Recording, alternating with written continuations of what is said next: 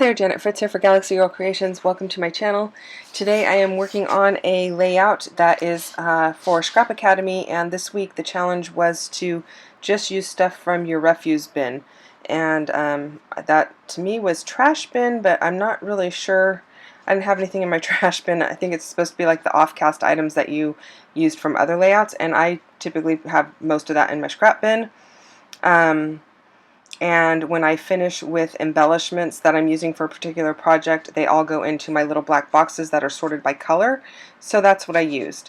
So all of the paper is from my scrap bin, and including the 12 by 12 that everything is adhered to, and you're going to see that in just a moment.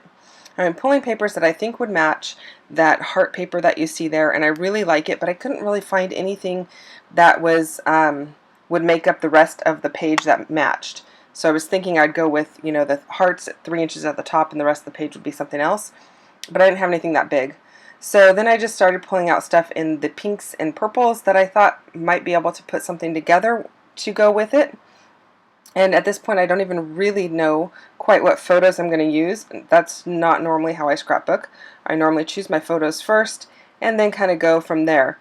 But in this particular case, I was like, you know, I'll find a photo that will match. I've probably got something in my camera roll in the 15,000 photos that I've got in the cloud somewhere. So I pulled all of these pinks, and there you see this piece of mixed media paper. Actually, it's regular paper, but it's got mixed media on it, and it was a reject. If you saw my video that had the big, or my layout that had the big raspberry on it, I was going to use this paper for that, and then I ended up not using it, so that's why it's in the bin. So I have these pinks, and I think these are from Dear Lizzie, at least the top two. The other ones I'm not sure where they're from. And I'm going to go ahead and make a 6 by 6 square on each corner there. Actually, they're slightly less than 6 by 6 because I want a white border all the way around from that background paper.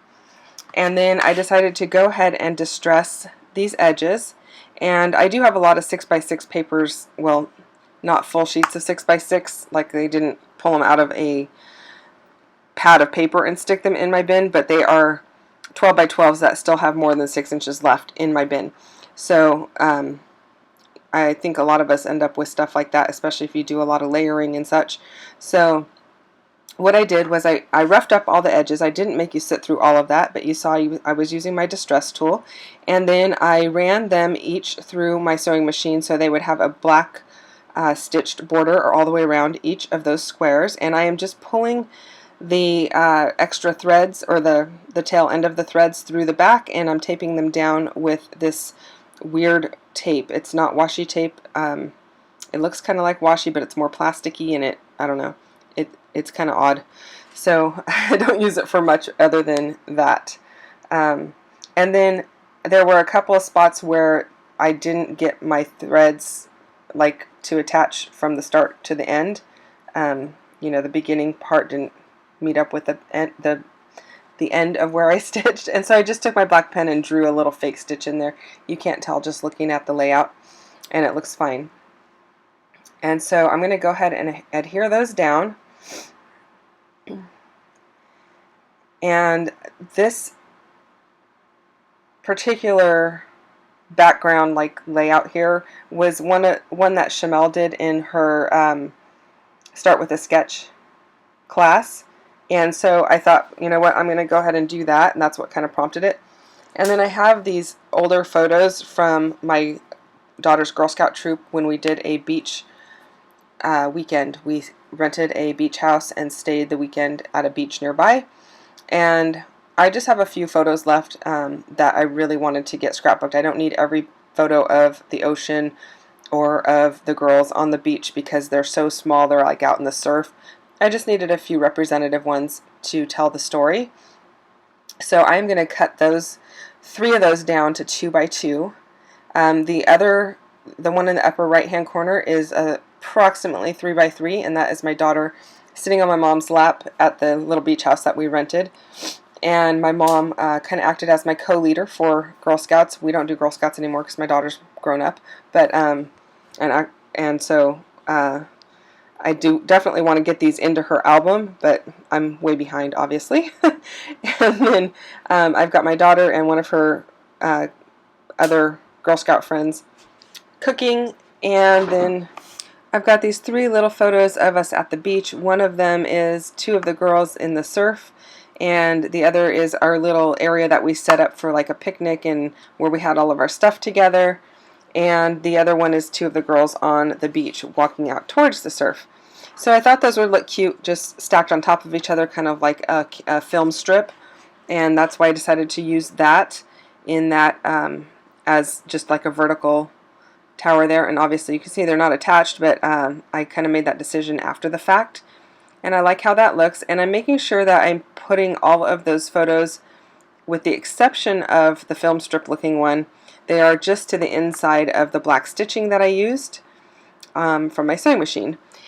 And then I pulled out the blue bin of ephemera and stickers that I have that are leftover stuff from various projects and kits and collections that I've had over several years.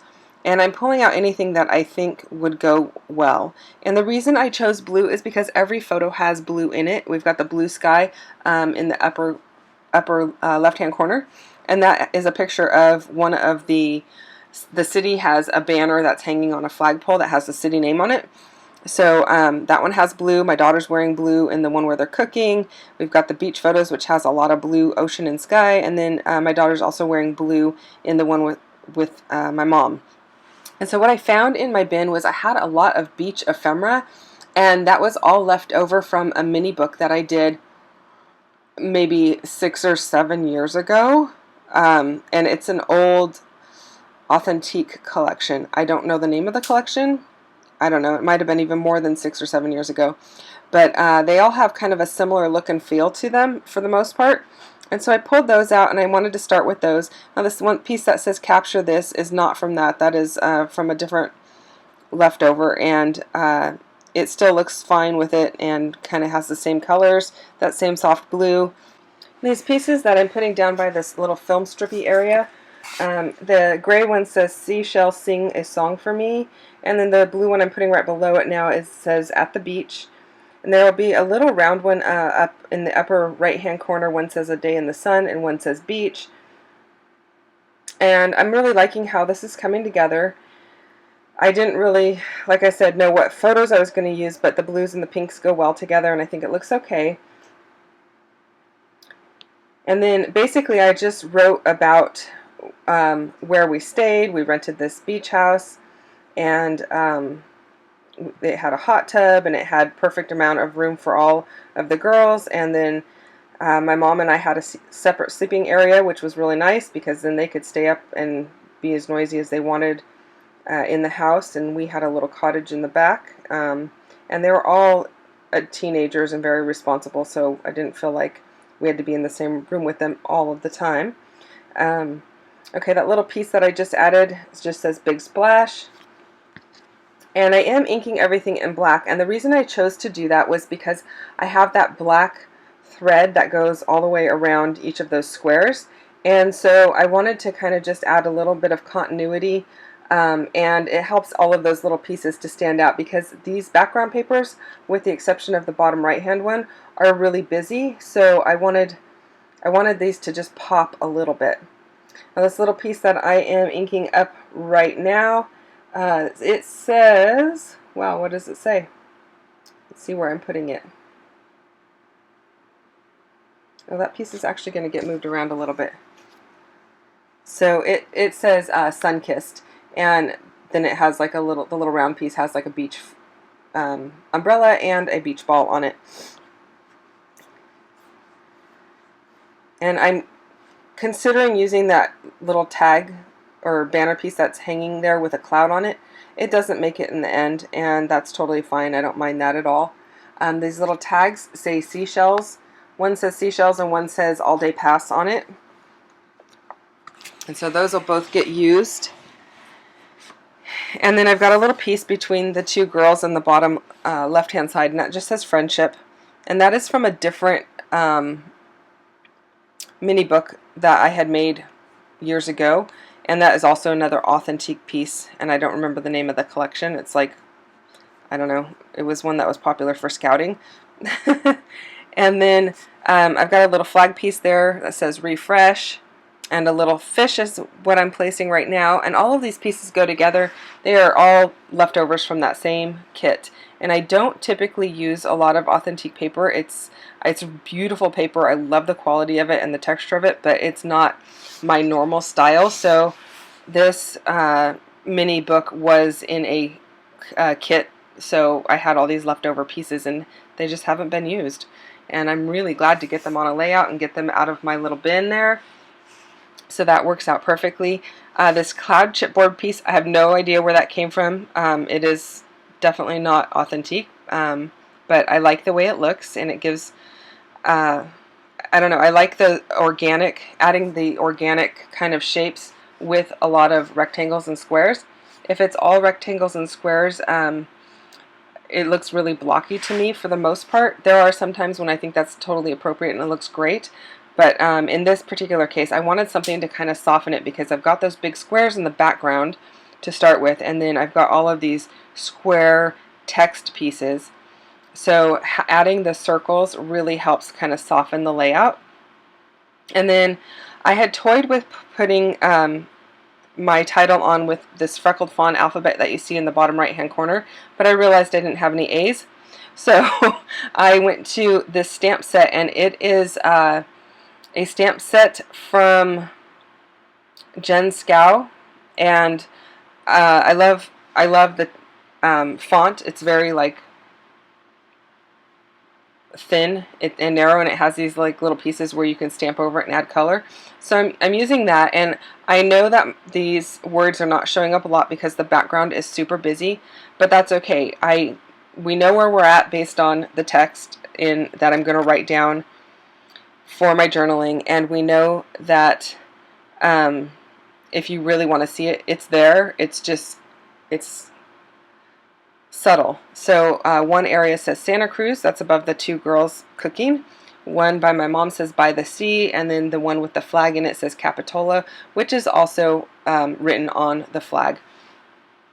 So pretty close to being done. I'm going to add my journaling, and then I'm going to also add some enamel dots. So enamel dots were the only new thing that I added to this layout. Everything else was from the scrap bin or leftovers, and so I'm hoping that qualified for the challenge over at Scrap Academy. And if you're interested in Scrap Academy, you can go check them out. They have a Facebook group, and they issue challenges almost every week, and they are different levels. So they are all surrounding the same thing. Like one week was journaling, and then they'd have like a basic level challenge, and then they'd have like 3 more levels of challenges. And I try to choose the hardest one just because I really like to challenge myself. It makes it more interesting for me, and hopefully I'm trying something new. So that's my goal. But you know, if it doesn't work out that way, it doesn't. That's no problem. It is fun to see what everyone else makes as well. So go check them out, and I can tell you my journaling says we rented a beach house in Santa Cruz in 2011. We stayed, and I have the address. I'm not going to read that to you. It was just a few doors down from the beach, and it had plenty of room for all of us. There was even a hot tub to relax in. The idea was for Annie to pick something since she missed out on the cruise. Her choice was a beach getaway. The girls had a great time and could stay up as late as they wanted. Mom and I had separate sleeping quarters, which was awesome. So pretty much already told you most of that. We did do a Girl Scout cruise, and this particular girl was not able to go, so she was, we kind of said, you know, pick the one thing that you would want to do, and we'll try and make that happen, because she did miss out on it. So adding some enamel dots in a light blue color just to go with everything else, and that's it. Thanks so much for watching. Have a great day. I will see you guys next time. Bye.